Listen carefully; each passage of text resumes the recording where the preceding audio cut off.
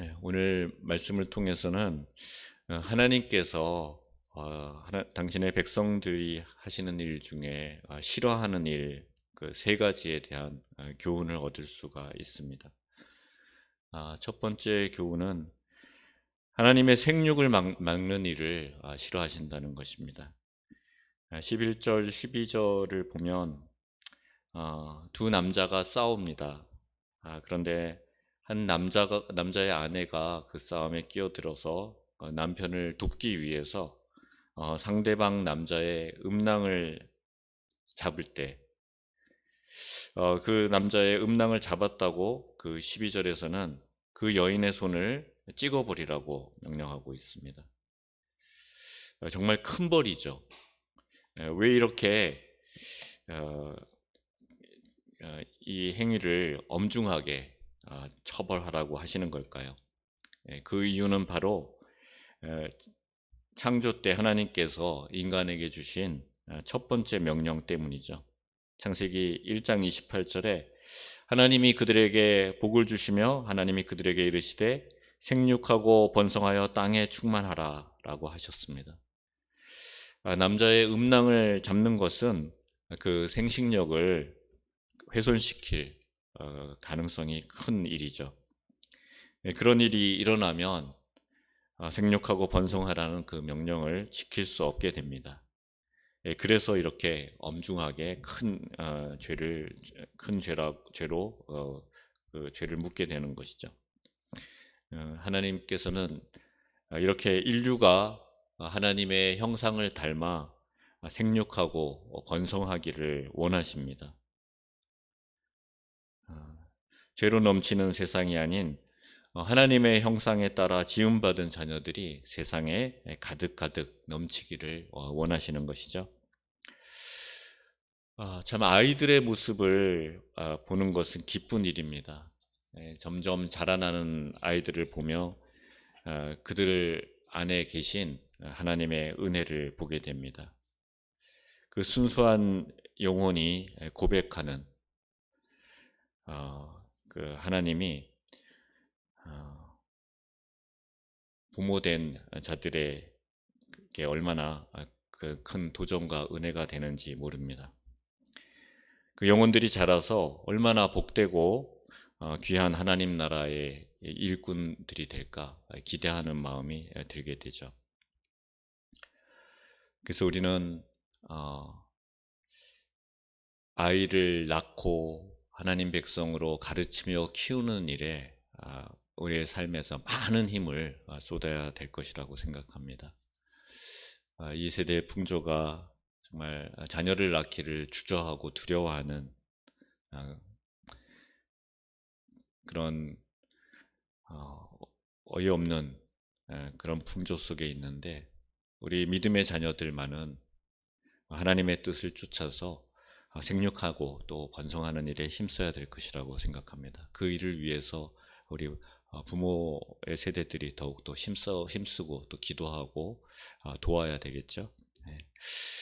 그리고 두 번째로 말씀하시는 것은 하나님께서는 공의를 사랑하고 거짓을 미워하신다라는 것입니다. 13절에는 주머니에 두 종류의 저울추를 넣지 말라고 하고 있고 14절에서는 두 종류의 되를 가지지 말라라고 하고 있죠. 상거래를 할 때 그 양을 속이지 말라는 것이죠.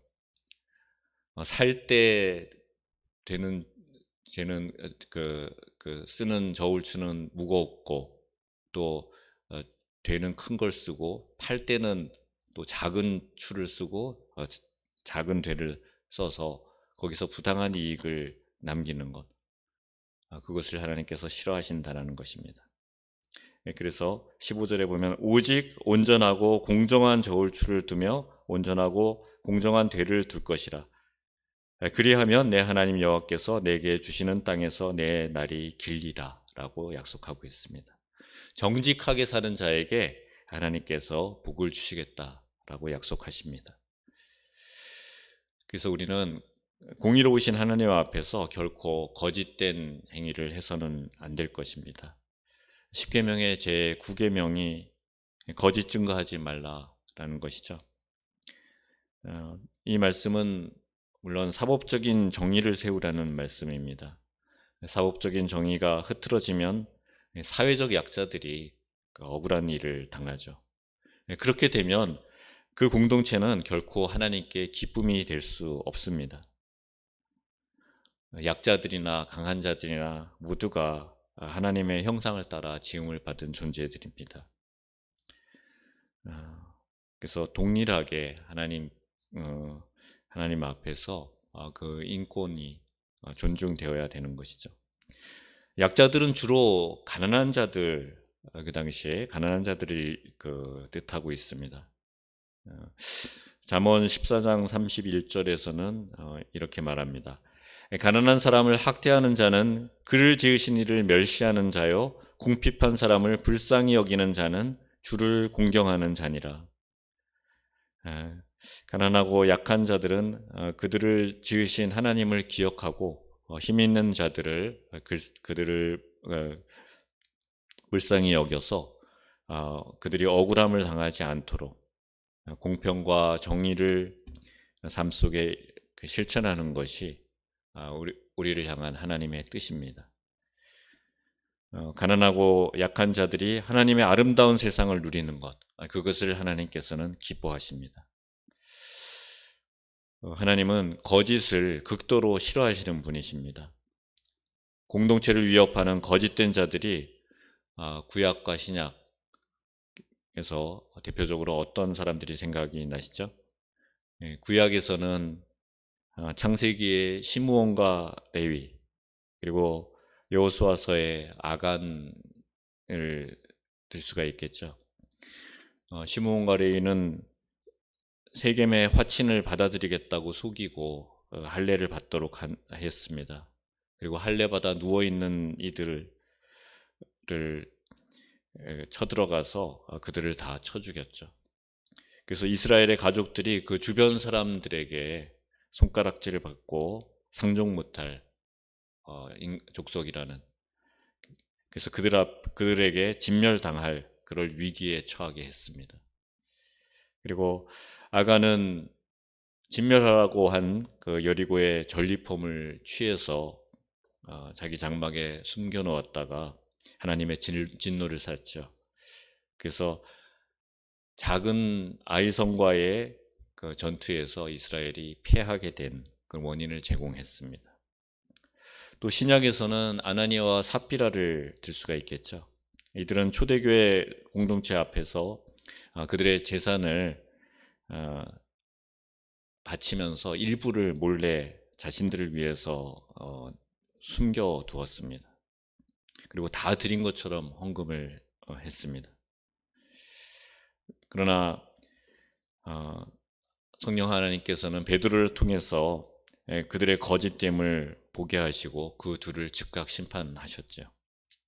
이 사건들을 통해서 하나님께서는 우리 교회 공동체 안에 거룩을 얼마나 중요한 가치로 여기는지, 또 거짓을 얼마나 미워하시는지, 싫어하시는지 잘 알 수가 있습니다. 그러기에 우리는 작은 거짓말과도 타협하지 말아야 할 것입니다. 우리가 거짓말을 하는 순간 거짓의 아비인 사탄의 덫에 빠지게 된다는 것을 기억해야 될 것입니다. 욕심이 잉태한즉 죄를 낳고 죄가 장성한즉 사망을 낳느니라. 야고보서 1장 15절 말씀이죠. 작은 욕심 때문에 시작한 거짓말이 우리를 사망에 이르게 할 수도 있습니다. 이 말씀을 기억하며 날마다 깨어 있어서 거짓을 멀리 하시기를 바랍니다. 마지막으로 하나님은 약한 자를 공격하는 것을 싫어하십니다. 17절에서 19절까지 마지막 단락이죠. 하나님은 아말렉이 약한 자를 공격한 것에 대해서 말하고 있습니다. 아말렉은 하나님께 아주 미운 털이 깊이 박혔습니다. 그 이유가 18절에 있죠. 곧 그들이 너를 길에서 만나 내가 피곤할 때에 내 뒤에 떨어진 약한 자들을 쳤고 하나님을 두려워하지 아니하였느니라 라고 기록되어 있습니다. 이스라엘 백성들이 출애굽해서 그 광야의 길을 걸을 때 그 뜨거운, 물론 하나님이 구름 기둥으로 그늘을 지고 그 거- 지치지 않고 걸어갈 수 있게 해주셨지만 굉장히 많이 피곤했을 것입니다. 약한 자들은 그 행보에서 좀 뒤처지기도 했었죠. 이렇게 기진맥진할 때 아말렉 족속이 그 뒤에 처진 이스라엘의 약한 자들을 쳤습니다. 하나님께서는 그것을 아주 악하게 보셨습니다. 근데 그거보다 더 큰 악은 그들이 하나님을 두려워하지 않았다는 것이죠. 그래서 하나님은 아말렉 족속을 진멸하라고 명하셨습니다. 하나님께서는 이 족속을 악을 상징하는 사탄의 세력으로 여기셨고 그 어떤 긍휼과 자비도 베풀지 말라고 하신 것입니다. 여러분, 우리는 하나님의 형상을 따라서 존귀한 존재로 창조된 자들입니다. 하나님께서 우리에게 계속해서 말씀하고 계시죠. 모든 생명을 소중히 여기라.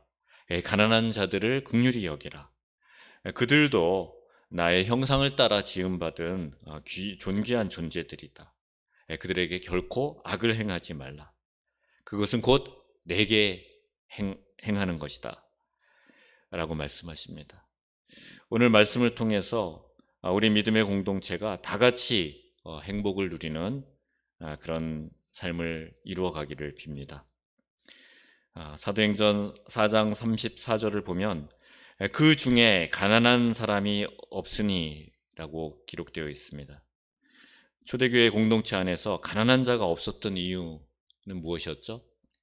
바로 그 앞에 그 4장 32절을 보면 믿는 무리가 한 마음과 한 뜻이 되어 모든 물건을 서로 통용하고 자기 재물을 조금이라도 자기 것이라 하는 이가 하나도 없더라 라고 말하고 있죠. 믿는 무리, 즉 교회 공동체가 성령으로 한 마음 한 뜻이 되니 자기에게 주실 모든 것이 다 주님께로부터 온 것임을 고백하고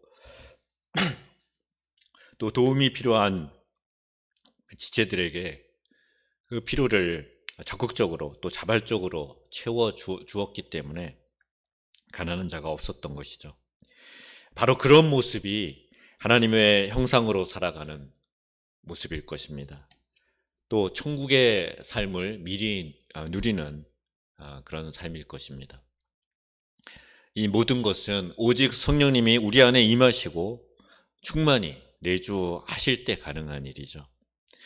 그러니까 오늘 이 시간에도 우리 더욱 간절히 우리 모두에게 성령 충만을 구하고 우리 교회가 그 초대교회의 영성, 그 영성을 이어받아서 우리 모두가 주 안에서 행복한 그런 교회가 되게 하여 주옵소서. 이렇게 기도하시며 오늘 하루의 복된 삶을 열어가시기를 바랍니다. 기도하겠습니다.